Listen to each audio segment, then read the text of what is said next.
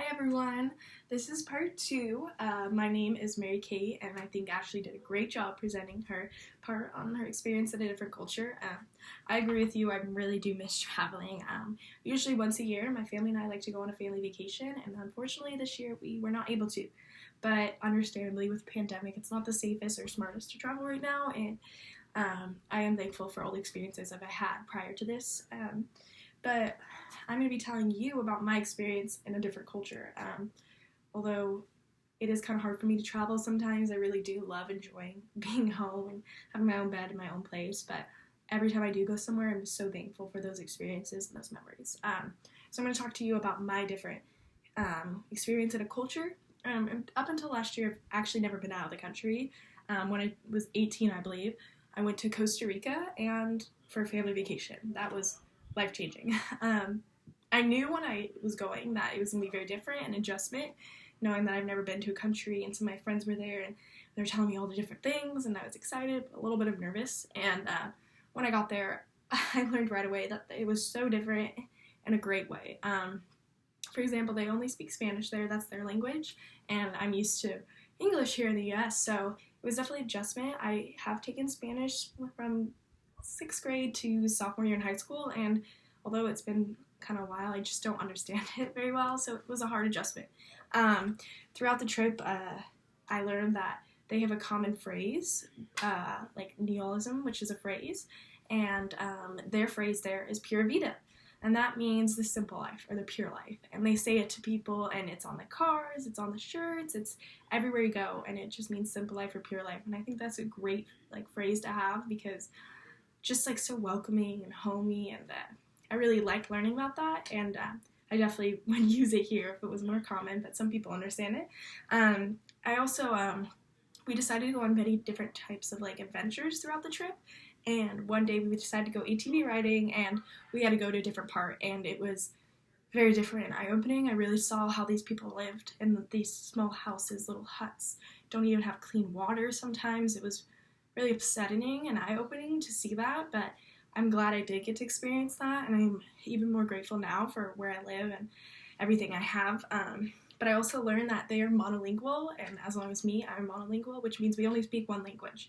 They only speak Spanish, and I only speak English, so sometimes it can be a little hard to understand and communicate with one another. But I also learned that we have used discourse analysts to communicate, and that's kind of like figuring out what ways we can communicate even though we don't speak the same language. And some great examples is just kind of saying agua, you're pointing to the water, saying hi. They understand small things, and it's just kind of hard to get across, but you can do it. I also learned that we also use a universal grammar, and that kind of means we understand the same things.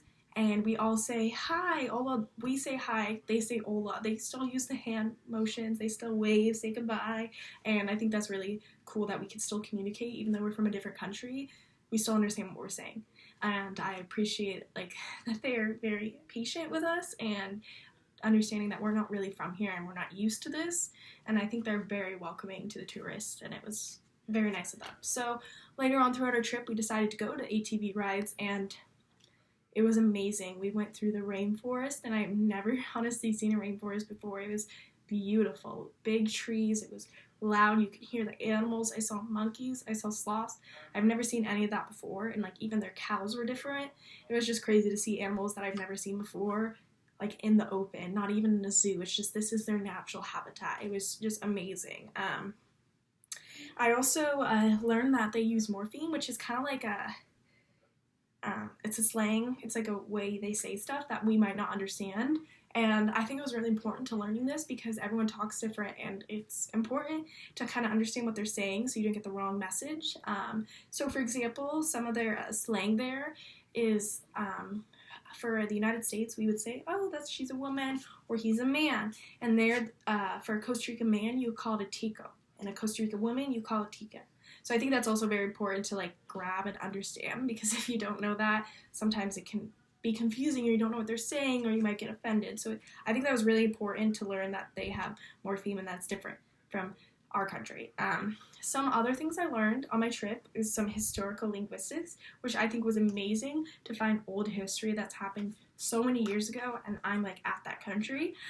So one of them was that actually Christopher Columbus visited Costa Rica, what is now Costa Rica, back in 1502, and he experienced that. And I think that's so crazy that they're here now, and that so much more has happened, and each day they just create their culture to be this different aspect that I think everyone should experience. I really do. If you haven't been out of the country, I recommend, if you ever do get the opportunity, to do it, because it's something it's a life-changing experience. And although I'm not saying I would ever move to Costa Rica, I would definitely visit again. I think there's so much more part of the country I want to see, and it was just amazing. I was talking to the kids in Spanish, and although I don't know a lot of Spanish, he had a little dog, so I was like, Perro, and all that stuff. So it was really interesting, and I had a great time. I also learned that the Pidgin is the language developed, so they develop a different language than we do. And they develop their Spanish, and it's a little different than each country. Just because you speak Spanish doesn't mean it's the same direct language. So you gotta pick up on their flaws and make sure you know what you're saying. But it is adjustment, and I think one of the actual best places to actually learn the language in the Spanish is go to the country itself. And when I was in Costa Rica, I learned a lot more than I ever did, in a Spanish class. I understood this is the way they use it, this is the way they say it, and everyone's culture around us is so much different. I just really think that is so important to learn, that everyone has a different culture, and you need to understand it so you don't want to offend them, and so you just learn the beauty behind everyone else. So yes, that is my experience in Costa Rica, and it's such a beautiful place. I recommend, if you'd like to go there, I would definitely go. But thank you.